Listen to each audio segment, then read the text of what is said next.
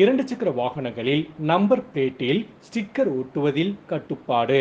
விதியை மீறுபவர்கள் மீது கடும் நடவடிக்கை. திண்டுக்கல் போலீசார் எச்சரிக்கை. வியாழக்கிழமை மாலை 6 மணி அளவில் கிடைக்கப்பட்ட தகவலின்படி தமிழகத்தில் புதிதாக வாகனங்கள் வாங்குபவர்கள் அந்தந்த வட்டார மோட்டார் வாகன அலுவலகத்தில் பதிவு செய்து எண்களை வாகனங்களில் பெற்று வருகின்றனர். இதன் மூலம் அந்த வாகனங்களில் எளிதாக கண்டறிய முடியும். நம்பர் பிளேட்டுகள் குறிப்பிட்ட அளவில் இருக்க வேண்டும். அதில் அரசு பரிந்துரை செய்யப்பட்டுள்ள அளவில்தான் நம்பர்கள் இருக்க வேண்டும் என விதி. ஆனால் சிலர் விதியை மீறி நம்பர் பிளேட்டுகளில் தங்கள் குடும்பத்தின் பெயர், தங்களுக்கு பிடித்த அரசியல் தலைவர்கள், சினிமா நடிகர்கள், விளையாட்டு வீரர்கள் புகைப்படங்களை ஒட்டியுள்ளனர். மேலும் சமூகத்தை குறிப்பிடும் வகையில் வாசகங்கள் எழுதியுள்ளனர். இதனால் சட்ட ஒழுங்கு பிரச்சனை ஏற்பட வாய்ப்புள்ளது.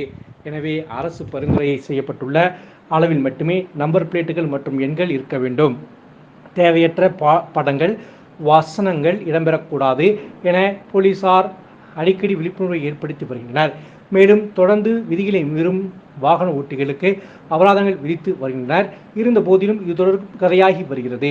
மேலும் பல்வேறு டிசைன்களில் எண்களை வடிவமைக்கின்றனர். இதனால் வாகன பதிவெண்களை அடையாளம் காண்பதில் சிக்கல் உள்ளது. தற்போது போலீசார் தீவிர கண்காணிப்பில் ஈடுபட்டுள்ளனர்.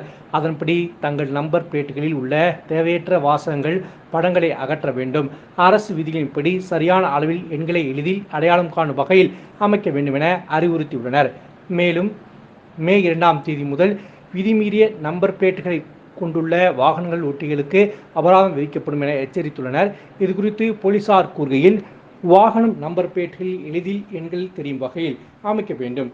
விபத்து, திருட்டு சம்பவங்களில் ஈடுபடும் வாகனங்களை இதன் மூலம் எளிதில் அடையாளம் காணலாம். ஆனால் சிலர் ஆர்வக் கோளாறில் தங்கள் குடும்ப பெயர்கள், படங்கள் மற்றும் தங்களுக்கு பிடித்த நடிகர்கள், விளையாட்டு வீரர்களின் படங்கள் ஒட்டுகின்றனர். இதனால் எண்கள் சிறிதாகி விடும்.